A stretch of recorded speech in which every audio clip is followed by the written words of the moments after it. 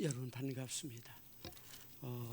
작년 2월 마지막 주일 하나님께 돌아오라는 말씀을 전한 적이 있네요. 딱 1년 6개월 만에 다시 이 강단에 서게 되었습니다. 우리 고 목사님 전화를 받고 어떤 말씀을 전할까 생각하다가 예수님의 공생의 생활 중에 말씀을 많이 전하셨지만은 그 중에 가장 엑기스의 말씀이 마태복음 5장에서 7장까지의 말씀이 산상설교, 산상수훈의 말씀이거든. 이 말씀 가운데 하나인 율법에 대한 말씀을 전하고자 합니다. 그래 앞으로 여러분들이 이 산상수훈의 말씀을 묵상할 때마다 잊지 말아야 할 것이 하나 있습니다. 그것은 이 산상수훈의 말씀을 누구에게 하시느냐 하는 것입니다. 그 대상이 누구냐 하는 것입니다. 마태복음 5장 1절의 말씀을 보겠습니다. 마태복음 5장 1절 말씀 우리 같이 한번 받들어 읽겠습니다. 예수께서 무리를 보시고 산에 올라간지시니 제자들이 나온지라.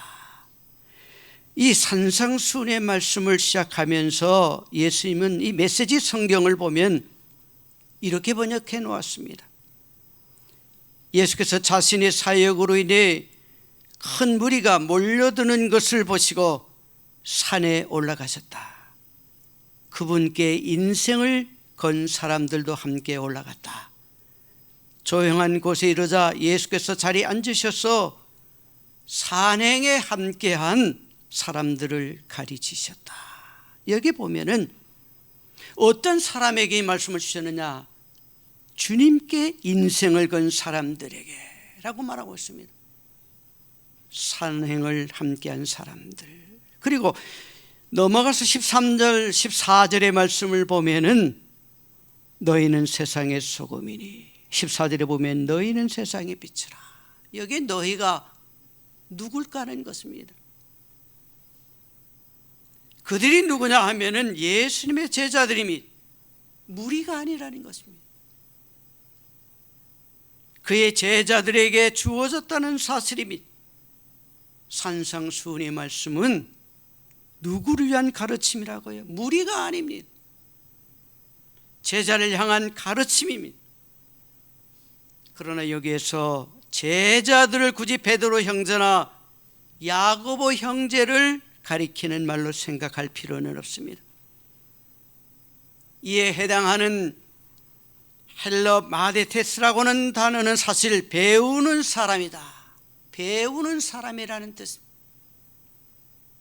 이것이 나중에는 예수님의 12제자를 가리키는 좁은 의미로 사용되었지만 넓은 의미로 보면 무언가 배우기 위해서 예수님을 따라다니는 사람이라면 누구나 제자들이라고 할 수 있습니다. 단지 예수님을 구경하기 위해 오는 사람 혹은 어떤 문제를 해결하기 위해서 오는 사람은 그냥 무리일 뿐입니다. 그런 사람들이 어떤 사람이 있을까요? 4장 23절 쭉 25절까지 봅니다. 24절 25절 말씀 같이 읽겠습니다. 그의 소문이 온 수리아에 퍼진지라 사람들이 모든 앓는 자 곧 각종 병에 걸려서 고통당하는 자 귀신 들린 자 간질하는 자 중풍병자들을 데려오니 그들을 고치시더라. 갈릴리와 데가볼리와 예루살렘과 유대와 요단강 건너편 수많은 무리가 따르니라. 이 사람들은 그냥 예수님의 가르침을 기대하고 따라오는 사람들이 아니었습니다. 무언가 얻기 위해서, 병을 고치기 위해서 따라온 사람들이었습니다. 그러나 예수님의 가르침을 기대하고 따라오는 사람은 제자입니다. 저는 오늘 이 자리에 계신 여러분들이 무리가 아니라 주님의 말씀을 사모하고자 하는 제자들이 되기를 주님의 이름으로 소원합니다. 산상수훈의 말씀을 직접 듣고 있는 제자들은 그냥 어중이 떠중이 무리들과는 구별된 사람들이었습니다. 주님의 말씀을 사모하고자 하는 주님의 제자들은 우리 주님에 대한 강한 믿음도 가지고 있었고 주님을 따르려는 뜨거운 열정도 가지고 있었습니다. 그래서 그들은 사람을 낚는 어부가 되기 위해서 물고기를 잡는 어부 인생을 내려놓았습니다. 그들을 향해 주님은 너희가 바로 복 있는 사람이라고 말씀하시면서 그들을 격려하셨고, 그리고 나서 13절 14절에 보면 이제부터 너희는 세상의 소금이다, 이제부터 너희는 세상의 빛이다라고 하시면서 그들의 새로운 정체성을 일깨워 주셨던 것입니다. 자, 그렇다면 그 다음에 주님은 어떤 말씀을 해 주실까요? 기대가 되는데, 그런데 뜻밖에도 우리 주님은 뜬금없이 율법에 대한 이야기를 꺼내십니다. 오늘 17절 본문으로부터 봅니다. 율법에 대한. 그런데 어찌된 일인지 율법이라는 말 우리에게는 부정적인 의미로 다가옵니다. 특히 신약 성경의 바울 신학에 더 익숙한 그리스도인들은 이 율법을 조금은 가볍게 여기는 경향이 있습니다. 굳이 율법을 지키지 않아도 된다고 생각하려고 합니다. 왜 그렇습니까?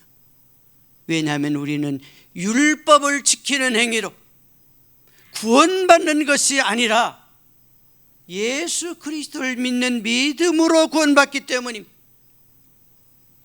그래서 구원에 관한 한 율법은 아무런 소용이 없다는 이른바 율법 무용론이나 한 걸음 더 나아가서 믿음으로 구원받는 사람은 더 이상 율법을 지킬 필요가 없다는 율법 폐기론을 주장하는 사람까지 생겨났던 것입니다. 그것은 성경이 말하는 율법의 개념을 모르기 때문일 것입니다.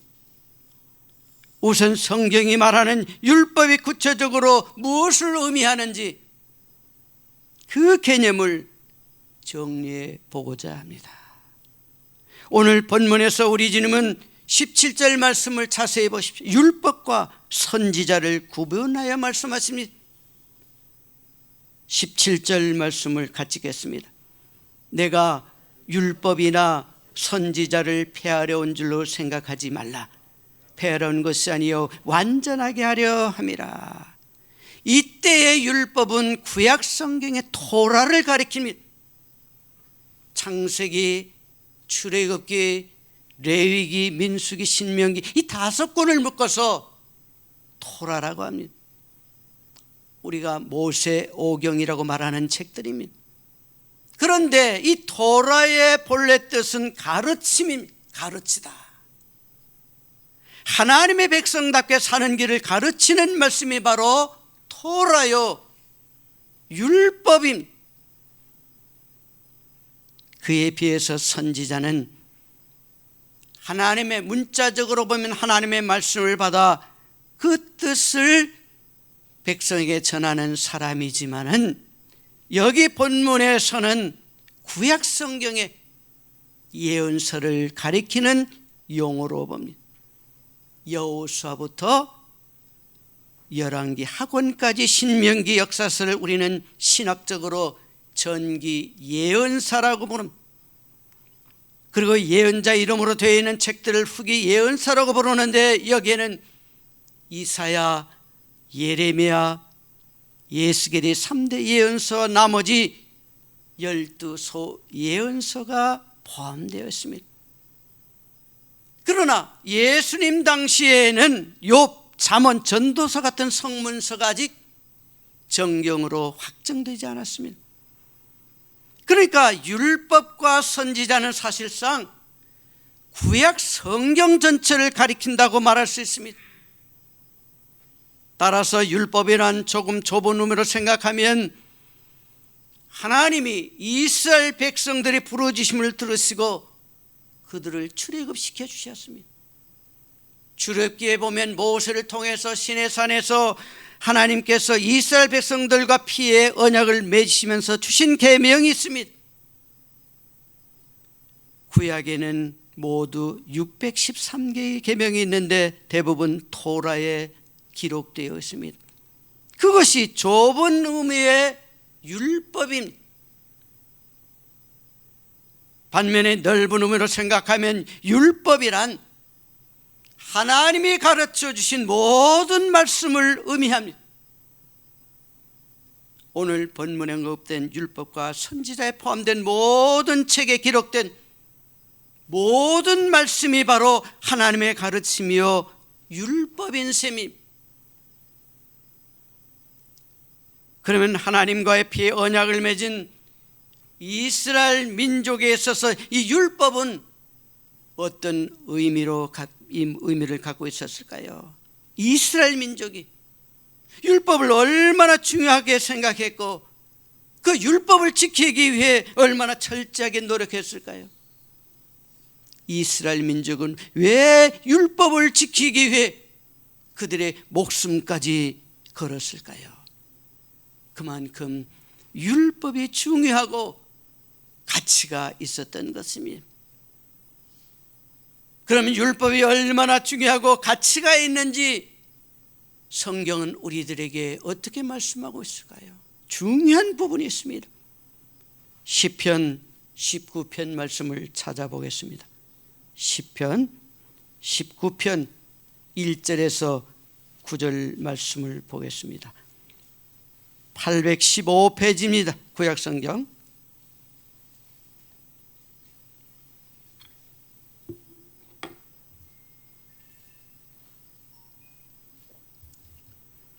시편 19편 1절에서 9절까지 말씀을 우리가 한번 같이 읽어보겠는데요.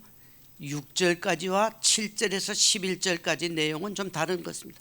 1절에서 11절까지 말씀을 같이 읽겠습니다. 하늘이 하나님의 영광을 선포하고 궁창이 그의 손으로 하신 일을 나타내는도다. 날은 날에게 전하 말하고 밤은 밤에게 지식을 전하니 언어도 없고 말씀도 없으며 들리는 소리도 없으니 그의 소리가 온 땅에 통하고 그의 말씀이 세상 끝까지 이르도다. 하나님의 해를 위하여 하늘에 장막을 베푸셨도다. 해는 그의 신방에서 나오는 신랑과 같고 그의 길을 달리기 기뻐하는 장사 같아서 하늘 이 끝에서 나와서 하늘 저 끝까지 운행하며 그의 열기에서 피할 자가 없도다. 여호와의 율법은 완전하여 영혼을 소성시키며 여호와의 증거는 확실하여 우둔한 자를 지혜롭게 하여 여호와의 교훈은 정직하여 마음을 기쁘게 하고 여호와의 계명은 순결하여 눈을 밝게 하시도다.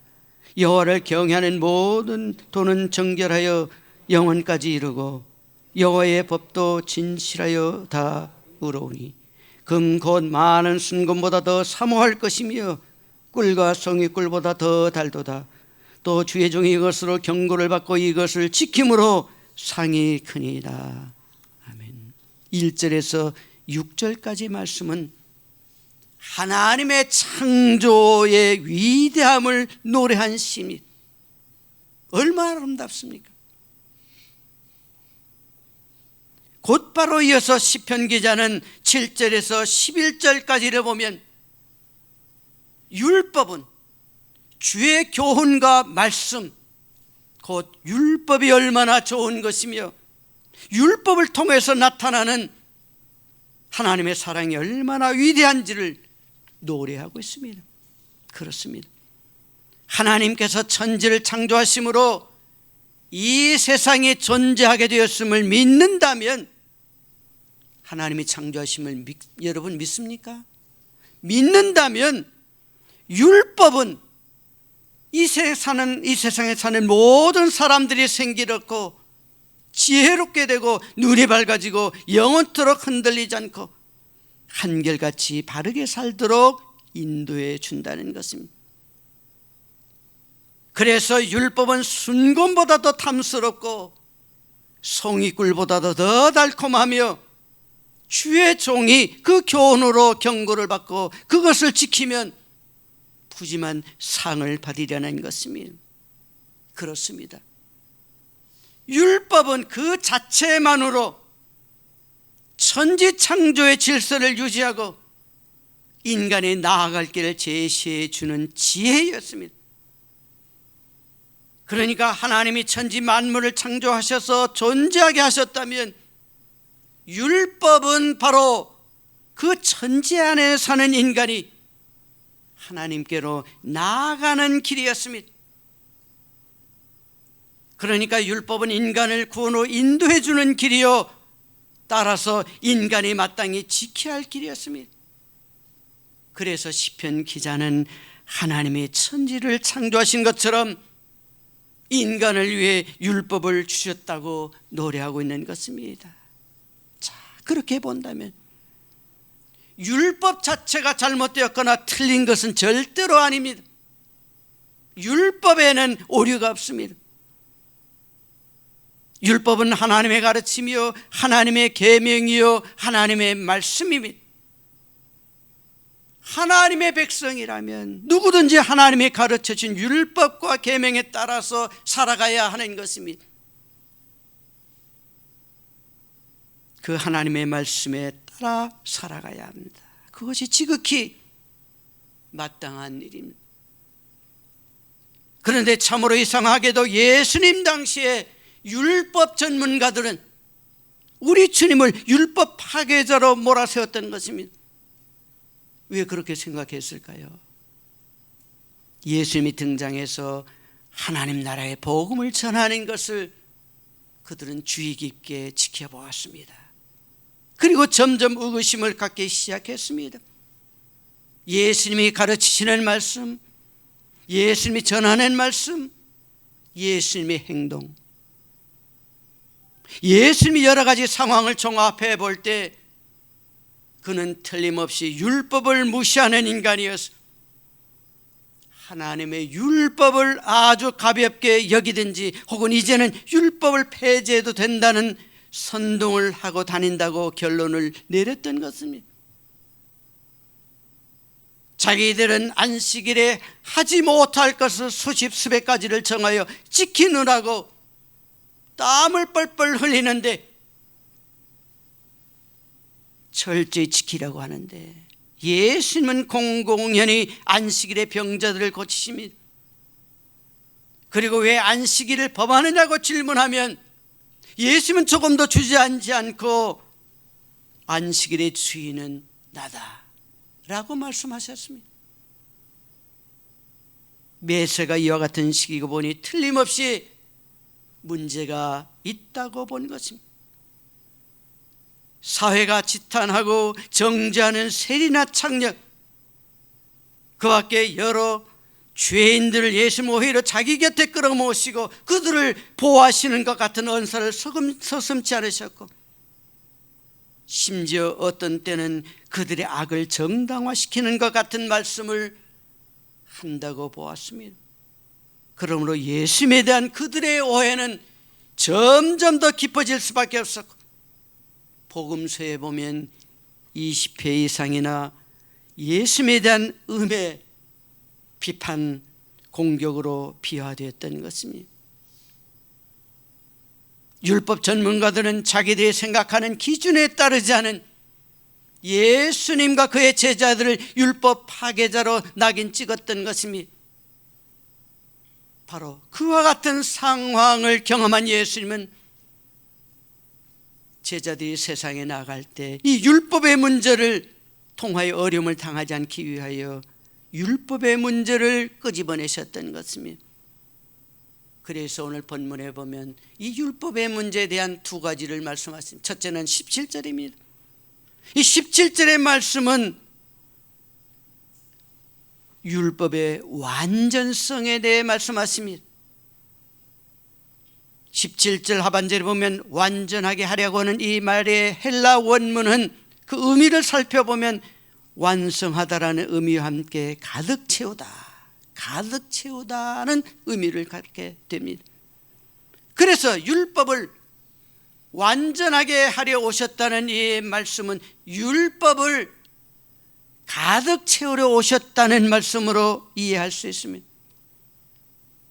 그러니까 모세를 통해 그리고 선지자를 통하여 전해 내려오는 율법이 완성된 것이 아니라 무언가 부족하다는 것, 뭔가 빠져있다는 것입니다. 그러니까 구약의 율법이 다가갈 수 없었던 부분, 구약의 율법으로는 미처 다다르지 못했던 부분, 사람의 마음으로까지 확대되고 심화시켰다는 의미. 구약의 율법은 주로 죄인된 인간을 바른 길로 이끄는 심판의 도구로 외형적인 성격을 띠고 있다면, 그러나 예수님께서 선포하신 새로운 율법은 외적인 부분보다는 내면적이고 절대적인 자세로까지 확장된 새로운 기준, 은혜의 도구로 제시되었다는 것입니다. 이제 예수님께서는 율법 규정의 기준이 절대적 차원까지, 즉 율법 준수의 기준이 외적인 기준만 아니라 내면적 자세로까지 확대되어야 함을 6가지 예를 통해 제시해 주고 있습니다. 즉 그리스도의 제자된 우리 성도들에게 요구되는 의의는 옛사람들의 가르침과 대조를 이루고는 그리스도의 새로운 가르침으로 제시되고 있는 것입니다. 옛 가르침과 새로운 가르침을 선명하게 대조시켜주는 말씀이 계속 등장하게 됩니다. 21절 말씀을 봅니다. 넘어가서 21절 말씀을 자세히 보시겠습니다. 마태복음 5장 21절 말씀을 보시겠습니다. 21절 같이 읽겠습니다.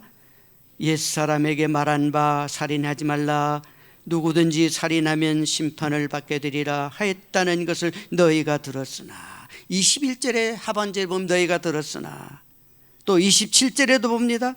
너희가 들었으나, 계속 6가지가 나옵니다. 그리고 이어지는 25절의 말씀을 보겠습니다.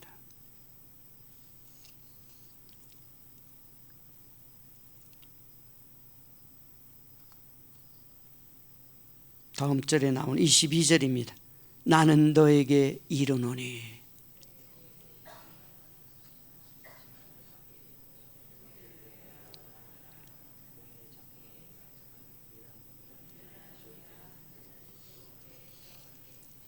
이제 6가지 말씀이 너희는 들었으나 바로 나는 너에게 이르노니, 바로 이것을 예수님은 전제로 이야기하고 있다는 것입니다. 나는 너에게 이르노니라는 말씀은 예수님께 새롭게 주어지는 교훈이 무엇인지를 계속 6가지를 밝혀주고 있는 것입니다. 그리고 지금까지 어느 누구도 율법을 완전하게 지키고 행하는 자가 없었습니다. 그러나 예수님은 율법을 완전하게 지킴으로 율법의 요구를 성취하고 완성시켰다는 것. 과거에는 율법이 있었으나 이 율법으로는 사람들로 하여금 범법자임을 증명하는 심판의 역할만을 하였을 뿐이었습니다. 그런데 예수님께서는 율법대로 사셨고 이를 완전히 지키시고 행하심으로 율법은 예수님의 완전한 의인임을 증명하는 역할까지 할 수 있게 된 것입니다. 예수님께서는 바로 이러한 사실들을 밝혀줌으로써 예수님 자신이 율법을 폐하러 오신 분이라는 그 당시의 사람들이 잘못된 평가를 불식시켰던 것입니다. 그렇습니다. 일찍이 시편 기자가 노래한 것처럼 주의 율법은 완전한 것이고 참된 것입니다.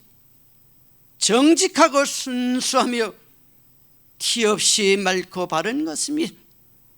그래서 사람에게 생기를 북돋아주고 어리석은 자를 깨우쳐주는 것입니다. 그러므로 예수님께서는 율법을 통하여 인간을 사랑하셔서 구원하기 위해 주신 하나님의 선물인 것을 이 땅에 나타내셨던 것입니다. 이어서 주님은 두 번째로 율법의 영원성에 대해서 밝히십니다. 이어지는 18절 말씀을 봅니다. 18절 말씀 같이 읽겠습니다. 진실로 너에게 이르노니 천지가 없어지기 전에는 율법의 1.1획도 결코 없어지지 아니하고 다 이루리라. 이 말씀을 쉬운 성경은 이렇게 번역하고 있습니다. 하늘과 땅이 없어지기 전에는 율법이 아무리 작은 부분이라도 사라지지 않고 반드시 다 이루어질 것이다. 그러니까 한 번 선포된 하나님의 말씀은 그 중에 아주 작은 부분이라 할지라도 절대로 없어지지 아니하고 다 이루어진다는 것입니다. 이 말씀을 메시지 성경은 이렇게 풀이하고 있습니다. 하나님의 율법은 하늘의 별과 너희가 발을 딛고 있는 땅보다 더 현실적이며 영속적이다. 별들이 다 불타버리고 땅이 닳아 없어진 뒤에도 하나님의 율법은 살아서 역사할 것이다. 그렇습니다. 모든 별이 없어진다 해도 하나님의 말씀인 율법은 조금도 변하지 않는다는 것입니다. 우리가 두 발 딛고 살아가는 이 지구가 더 이상 존재하지 않는 날이 온다 할지라도 하나님의 말씀은 조금도 변하지 않고 영원히 살아서 역사한다는 것입니다. 그러니까 우리가 앞으로 살아가는 동안 하나님의 말씀이 달라질 일은 생각지 않습니다. 시대가 달라지면 그에 따라서 사람들의 유행이 바뀌고 사고방식이 달라질 수는 있습니다. 아무리 그래도 하나님의 말씀은 절대로 달라지지 않습니다. 물론 새로운 시대적인 상황에 따라서 새로운 말씀의 해석이 필요할는지는 모릅니다. 그러나 하나님의 율법을 사람들이 자기 마음대로 함부로 폐기 처분할 수 있다고 생각해서는 안 됩니다. 하나님의 말씀은 1.1획도 없어지지 않고 반드시 다 이루어집니다. 그것이 바로 율법의 영원성입니다. 자, 그렇다면 우리는 율법을 이제는 어떻게 대할까요? 어떻게 하는 게 하나님의 말씀을 대하는 올바른 신앙적인 자세일까요? 오늘 본문에서 우리 주님은 이렇게 가르쳐 주십니다. 19절 말씀을 같이 읽겠습니다. 그러므로 누구든지 이 계명 중에 지극히 작은 것 하나라도 버리고 또 그같이 사람을 가르치는 자는 천국에서 지극히 작다 일컬음을 받을 것이요 누구든지 이를 행하며 가르치는 자는 천국에서 크다 일컬음을 받으리라. 여기에서 지극히 작은 계명이란 말씀을 한번 곱씹어 생각할 필요가 있습니다. 작다라는 말은 중요하지 않다라는 의미를 담고 있습니다. 그런데 여러분, 하나님의 말씀이 가르친 계명 중에서 과연 별로 중요하지 않은 계명, 지극히 작은 계명이 있습니까? 사실 이런 식으로 더 중요한 계명과 덜 중요한 계명을 구분하는 것이 예수님 당시에 율법의 전문가라고 하는 유대교 종교인들이 하던 일이었습니다. 우리가 잘 아는 마태복음 22장 36절 이하에 보면 어떤 율법사가 예수님을 시험하기 위해서 예수님께 이렇게 물었습니다. 율법 중에 무엇이 가장 큰 계명입니까? 무엇이 가장 큰 계명입니까?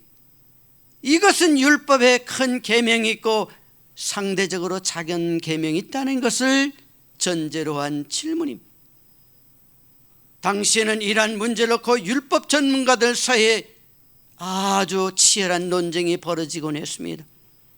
바로 그 논쟁에 예수님을 끼워넣음으로써 시험하려고 했던 것입니다. 물론 그 질문에 예수님은 신명기의 말씀과 레위기의 말씀을 인용하여 하나님의 사랑과 이웃 사랑의 계명으로 대답하셨습니다. 그러니 두 계명이 가장 중요하고 나머지는 상대적으로 덜 중요하다는 말씀이 아닙니다. 오히려 그 모든 계명의 밑바탕에 흐르고 있는 기본 정신이 무엇이냐를 확실하게 짚어주신 것입니다. 마태복음 22장 40절에 보면 이 두 계명이 온 율법과 선지자의 강령이니라 라고 말씀하셨습니다. 메시지 성경은 이렇게 번역합니다. 하나님의 율법과 예언서의 모든 것이 이 두 계명에 달려있다. 다시 말하면 성경에 나오는 모든 가르침을 요약한다면 사랑하라는 뜻입니다. 모든 율법과 계명의 핵심은 바로 이 사랑에 있다는 것이 예수님의 대답이었습니다. 그러니까 율법과 선지자, 즉 구약 성경의 모든 계명은 하나님의 사랑과 이웃 사랑에 달린 것입니다. 다시 말해서 사랑이라는 기초에서 파생되어 나온 말씀이라는 것입니다. 거기에 더 중요하고 덜 중요한 말씀은 없습니다. 그러니까 구약 성경의 모든 율법, 모든 가르침, 바로 하나님의 사랑과 이웃 사랑으로 귀결된다는 말씀입니다. 그래서 사도 바울은 로마서 13장 10절에 보면 사랑은 율법의 완성이라고 말했습니다. 아무리 율법의 전문가라 하더라도, 아무리 성경 말씀을 줄줄 외우는 사람이라 하더라도 만일 하나님의 말씀을 형제를 사랑하여 세운 일에 사용하지 않는다면 그는 율법의 파괴자입니다. 다른 사람의 부족함이나 잘못을 지적하고 평가하는 그들의 말이 매번 옳다고 하더라도, 100번 옳다고 하더라도 만일 그것이 사람을 살리고 공동체를 살려내지 못한다면 그는 율법의 파괴자입니다. 옳은 말은 하는데 그 속에 있어야 할 무엇이 없기에 사랑이 없기 때문입니다. 예나 지금이나 성경에 대해서 남들보다 더 많이 안다고 생각하는 사람들이 이런 함정에 빠지기 쉽습니다. 무엇이 중요한지 아닌지 자기 마음대로 함부로 결정하려고 하면 안 됩니다. 늘 겸손한 마음으로 말씀을 받들어야 합니다. 모르면 모르겠다고, 그냥 모르겠다고 해야지. 그건 틀렸어라고 하든가, 그건 중요한 말씀이 아니라고 하면 안 된다는 것입니다. 그런데 실제로는 그렇게 가르치는 사람들이 적지 않은 현실입니다. 그들은 하나님이 다스리는 나라에서 지극히 작은 사람이 된, 이에 대한 메시지 성경 풀이가 참으로 재미있습니다. 마태복음 5장 19절의 말씀을 메시지 성경은 이렇게 번역합니다. 하나님의 율법에서 가장 작은 항목이라도 하찮게 여긴다면 너희 스스로를 하찮게 여기는 꼴밖에 되지 않는다라고 했습니다.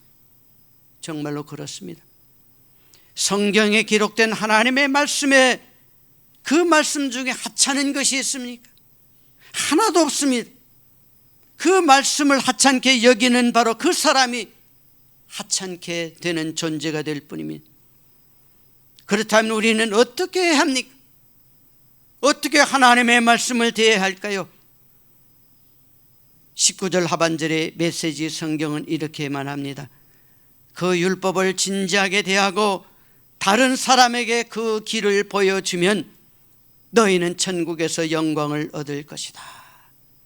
하나님의 계명을 큰 계명 작은 계명으로 함부로 나누는 사람은 바로 하나님의 말씀을 가볍게 여기는 사람임.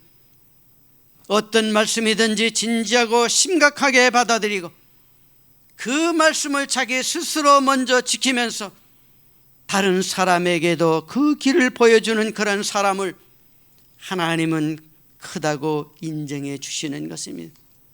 사랑하는 여러분, 여기까지 예수님의 가르침을 이해하는 데는 큰 어려움이 없는 줄 압니다. 그런데 그 다음 말씀이 문제입니다. 아주 이해하기 힘든 그러한 말씀을 만나게 됩니다. 오늘 본문 20절로 넘어가 봅니다. 본문 20절 말씀을 보겠습니다. 20절 같이 읽겠습니다. 내가 너에게 이르노니 너의 의가 서기관과 바리새인보다 더 낫지 못하면 결코 천국에 들어가지 못하리라. 사랑하는 여러분, 우리는 천국에 들어간다는 말과 구원을 받는다는 말을 동의어처럼 사용합니다. 구원받은 사람이 분명히 천국에 들어갈 수 있습니다. 자, 그렇다면 우리는 어떻게 해야 천국에 들어갈 수 있습니까? 기독교의 전통적인 가르침은 예수 그리스도를 영접하여 믿으면 구원받고 천국에 들어간다는 것입니다. 그런데 오늘 본문에서 주님은 전혀 다르게 말씀하십니다. 20절에 보면 서기관이나 바리새인보다 더 의롭지 않으면 절대로 천국에 들어가지 못한다고 그러시니 말입니다. 서기관이나 바리새인들은 어떤 사람들입니까? 율법의 전문가들이었습니다. 율법주의 종교 생활을 하던 사람들입니다. 그들은 오로지 율법 준수에만 목숨을 걸었습니다. 그래야 구원받을 수 있다고 믿었습니다. 그렇다면 주의 제자들도 이제부터 그들처럼 율법을 준수한 일에 목숨을 걸어야 한다는 말씀일까요? 안식일에 해서는 안 될 일들과 할 수 있는 일들의 리스트를 쭉 적어놓고 그것을 하나하나 일일이 확인하면서 더 엄격하게 지켜야 하는 것일까요? 만일 그렇다면 율법주의 종교 생활을 하는 사람과 뭐가 다르겠습니까? 하나도 다를 게 없습니다. 아니, 오히려 더 힘들어집니다. 왜냐하면 그들은 계명의 경중을 따라서 적당히 빠져나가기도 했지만은 예수님이 가르침대로 하려면 제자들은 아주 작은 계명까지 모두 중요하게 생각해야 하고 시시콜콜 다 지켜야 하니 생각만 해도 숨이 막힐 지경입니다. 그런데 예수님이 지금 그런 뜻으로 말씀하시는 것은 분명히 아닐 것입니다. 모든 말씀에 그것을 푸는 열쇠가 들어있습니다. 답이 들어있습니다. 오늘 본문을 푸는 열쇠는 바로 의입니다. 의. 우리말 의에 해당하는 헬라어는 디카이오스네라는 말입니다. 이는 본래 옳다고 인정해주는 판결을 의미합니다. 그러나 판결하는 주체가 사람이 아니라 하나님이십니다. 그러니까 의라고 하는 것은 사람에게 의롭다고 인정받는 것이 아니라 누구에게요? 하나님에게 의롭다고 인정받는 것입니다. 그렇게 하나님과 바른 관계에 들어가는 것이 의입니다. 그렇다면 하나님은 어떤 사람을 의롭다고 인정해 주실 것이요? 사도 바울은 로마서 10장에서 의에 이르는 두 가지 방법이 있다고 말합니다. 로마서 10장 5절 말씀을 보겠습니다.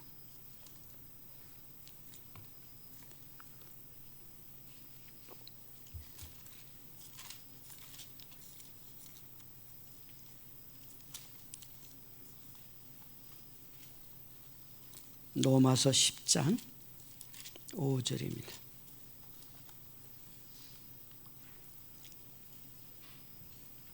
(5절) 말씀을 같이 읽겠습니다. 모세가 기록하되 율법으로 말미암는 의를 행하는 사람은 그 의로 살리라 하였거니와. 율법으로 말미암는 의입니다. 하나님의 가르쳐 주신 모든 율법을 지키면 된다는 것. 근데 그게 가능할까요? 물론 이론적으로는 가능한, 다 지키면 되니까요. 그렇지만 그건 현실적으로 불가능합니다. 서기관이나 바리새인처럼 율법 준수에 목매다는 사람들도 실제로는 율법을 제대로 지키지 못했어요. 오히려 율법주의에 빠져서 자기의 의를 드러내려고 하는 종교 생활을 하게 되었을 뿐입니다. 따라서 율법으로 말미암는 의로는 절대로 천국에 들어갈 수가 없습니다. 그러니 다른 한 가지 방법이 있습니다. 그러나 6절 말씀을 봅니다. 6절 말씀 같이 읽겠습니다. 믿음으로 말미암는 너는 이같이 말하되 내 마음에 누가 하늘에 올라가겠느냐 하지 말라 하니 올라가겠냐 함은 그리스도를 모셔 내리려는 것이요. 믿음으로 말미암는 의미, 예수님을 주님으로 시인하고 믿음으로써 하나님의 자녀가 되는 사람들은 누구나 하나님이 의롭다고 인정해 주시기로 하신 것입니다. 그들이 구원받은 사람이요 천국에 들어갈 주인공입니다. 저와 여러분은 그렇게 해서 구원받은 사람입니다. 그런데 하나님과 바른 관계를 맺었다고 해서 율법을 지키지 않아도 되는 것은 아닙니다. 오히려 율법을 지키는 이유가 달라졌습니다. 과거에는 구원받기 위해서 율법을 지켰다면 이제부터는 구원받았기에 제대로 율법을 지킬 수 있게 된 것입니다. 오늘 본문에서 예수님이 제자들에게 가르치시려고 하는 게 바로 이것입니다. 제자들이 어떻게 서기관이나 바리새인보다 더 의롭게 살 수 있을까요? 율법 조문을 더 철저하게 지킴으로써 그들보다 더 나은 사람이 되는 것일까요? 그렇게 하면 천국에 들어갈 자격을 갖추게 될까요? 아닙니다. 구원받은 사람들은 더는 자기 힘으로 살지 않습니다. 오직 하나님의 은혜를 힘입어서 살게 됩니다. 자신의 의지예요 노력으로 하나님 일을 하는 것이 아니라 오히려 하나님의 일하심에 믿음으로 뛰어듭니다. 그러면 성령님이 때마다 일마다 도와주십니다. 그렇게 구원을 완성하며 살아가는 사람이 결국에는 천국의 주인공이 될 수 있는 것입니다. 사랑하는 여러분, 이것이 바로 예수님의 보여주신 율법을 완성하는 길입니다. 우리 주님은 율법의 파괴자가 아니라 율법의 완성자로 오셨습니다. 우리가 매일 즐거운 마음으로 하나님의 말씀대로 순종하여 살아갈 수 있는 길을 열어주신 것입니다. 구원받기 위해서 율법을 지키려고 하다가 반드시 율법주의 종교 생활에 빠지고 맙니다. 하나님의 은혜로 구원받은 사람만이 율법주의 함정에 빠지지 않으면서 더욱더 열심히 율법의 가르침대로 살아가면서 율법을 완성하고 구원을 완성하는 신앙생활을 할 수 있게 되는 것입니다. 저는 여러분들이 하나님의 말씀을 하찮게 여기는 사람이 아니라 아주 소중하게 여기고 진지하게 대하는 그런 사람들이 되기를 소원합니다. 율법을 자기의 의를 드러내는 수단으로 삼는 종교생활을 하는 사람들이 아니라 구원받은 감격으로 늘 기쁜 마음으로 하나님의 말씀을 묵상하고 그 말씀을 끝까지 지켜나가는 그러한 신앙생활을 하는 사람들이 되기를 원합니다. 그렇게 우리 모두 천국에 들어가는 주인공이 되기를 간절히 소망합니다. 이제는 율법의 완성자이시오 성취자이신 예수 그리스도를 믿는 믿음 안에서 복음으로 승화된 새 계명을 따라 행하면 우리는 구원에 이를 수 있는 의를 얻을 수 있을 뿐만 아니라 하늘 상급까지 얻게 될 것입니다. 그러므로 예수님으로 인해 감사하시기 바랍니다. 이 세상에 예수 그리스도보다 더 귀한 것이 무엇이 있겠습니까? 날마다 매 순간마다 예수님의 손을 붙잡고 예수님을 더 의지해 나가시기 바랍니다. 어떻게 하면 예수님을 더 기쁘시게 할까? 어떻게 하면 더 영화롭게 할까? 어떻게 하면 예수님을 더 높일 수 있을까? 이러한 믿음으로 날마다 예수님과 더불어 동행하며 살아가는 함덕교회 성도들이 되시기를 주님의 이름으로 축원합니다. 사랑의 아버지 하나님, 우리는 구원받기 율법을 지켜야 하는 사람이 아니라는 그 사실을 오늘 말씀을 통해 일깨워 주시니 참으로 감사합니다. 우리는 이미 구원받은 사람으로서 하나님의 가르침에 따라 살아가는 사람들이 우리의 결심이나 노력이 아니라 하나님의 일하심에 믿음으로 뛰어들 뿐입니다. 괜히 자기 의를 드러내려고 열심을 내다가 쉽게 탈진하고 마는 어리석은 자가 되지 않게 하시고 우리를 구원하신 하나님의 은혜 안에서 늘 기쁜 마음으로 구원의 완성을 위해 달려가는 지혜로운 자가 되게 하여 주시옵소서. 예수님의 이름으로 기도하옵나이다. 아멘.